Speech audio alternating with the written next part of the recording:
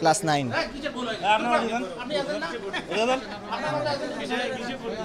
হ্যাঁ, ভোট এখন দিইনি, ভোট দিতে আসছি। তীব্র।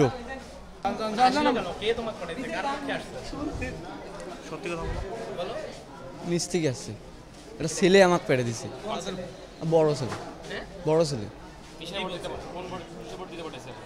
আমাকে বলছে যে এইটা ধরে যাও তোমরা হবে কেন, সেটা আমাকে বলেনি। আর নাই দিয়ে আমি কেবল আসলাম প্রথম সামনে। মহিপুর।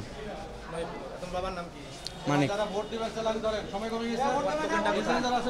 এখন ওইখানে